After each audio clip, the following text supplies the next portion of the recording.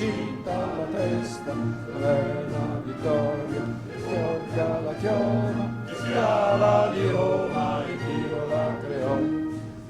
Si accorte, si pronti alla morte, si accorte, l'Italia chiamò. Pronti alla morte, siamo pronti alla morte, l'Italia chiamò. Sì.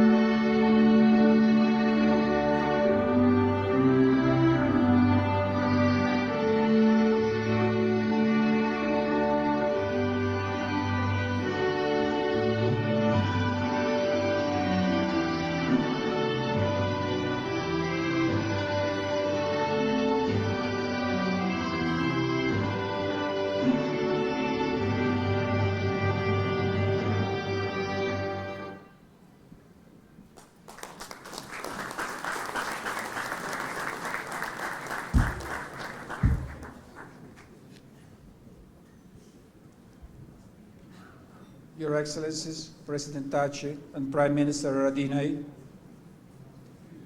Mr. Deputy Prime Ministers, Ministers, Deputy Ministers, Member of Parliament of the Republic of Kosovo, colleagues and friends of the diplomatic corps and international organizations, distinguished representative of Kosovo administration, of civil society, of the business community, of religious institutions, of culture and press, fellow Italians, cari Italiani, ladies and gentlemen.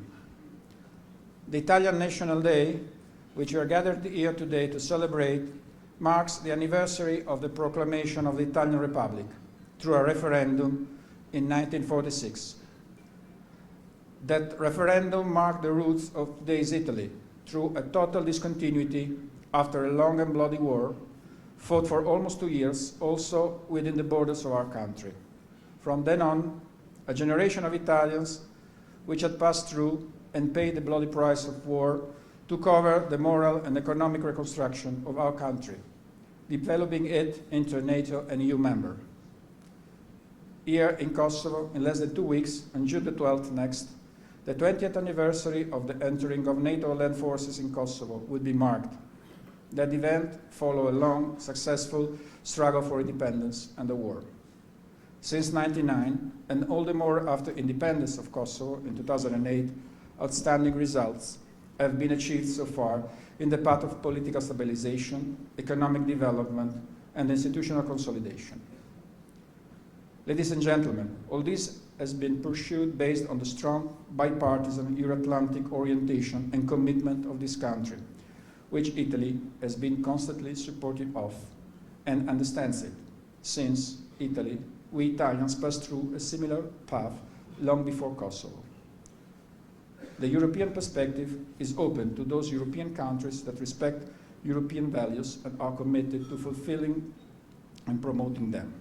However, willingness and commitment to pursue this perspective is the great starting point, but it's not enough to effectively fulfill it. Sustainable results and a sound track record are essential, along with a strong, visible, and enduring determination in implementing, and whereas needed, enforcing the obligations undertaken to that goal. The level of engagement, commitment, and determination that Kosovo institutions, civil society, and citizens have yet put into this effort still remains high. We, the internationals, we can encourage, help, and assist, but we cannot replace your commitment and efforts. Kosovo has achieved this freedom and independence, which still has to be completed with freedom from poverty and unemployment, freedom from impunity, and freedom from inadequate social services such as health or education. Freedom under both an effective and accomplished rule of law and under a functional and effective administration. As well, I would add, freedom of movement. Distinguished guest, as a friend of Kosovo, Italy fully supports its European integration perspective and encourages Kosovo to actively continue in pursuing it with determination, living up to the commitments and obligation undertaken to that respect. Both the EU enlargement strategy, dating back in February 2018, and the EU Commission report, published yesterday, point out the way forward leading to that goal, including visa liberalization, and give clear indications of what is expected from Kosovo to deliver. Within this broader scenario, the dialogue facilitated by the UHR is essential to help substantive negotiations on a comprehensive, legally binding normalization agreement. We believe that such agreement should be in line with EU principle and should encompass obligations and provisions conducive to a positive added value to stability and security in the region. The agreement and the normalization framed therein will be crucial for Kosovo and Serbia to advance on their respective European paths. In turn, however, reiterating from our side, a clear and unequivocal European perspective for both countries is an essential incentive to this exercise.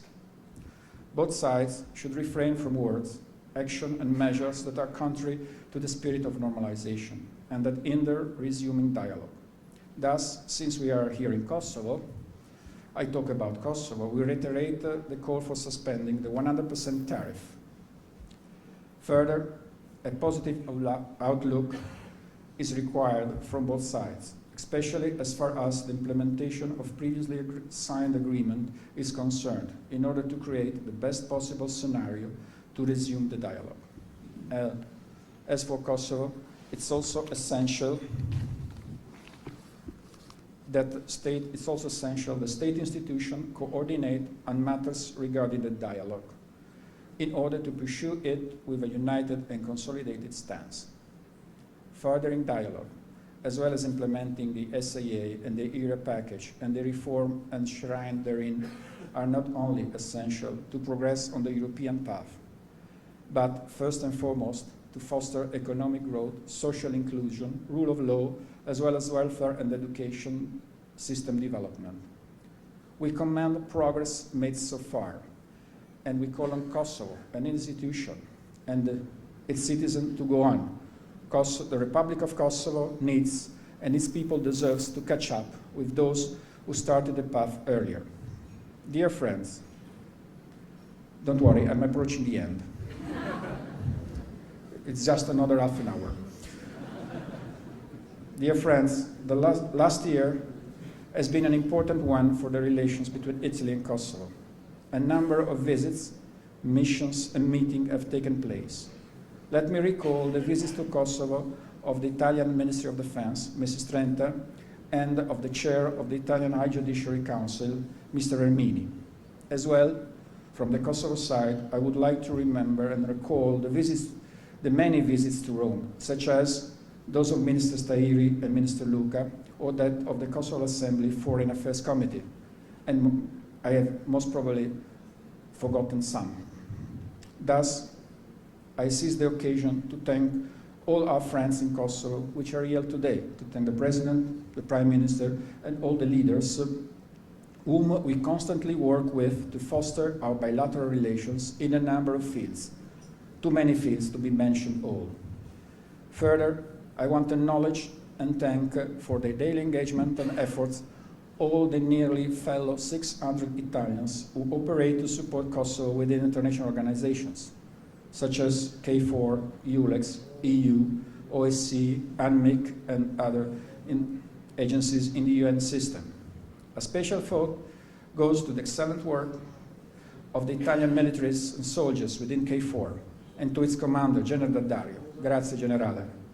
The professionalism of the excellent embassy staff deserves, on this occasion, a due acknowledgement.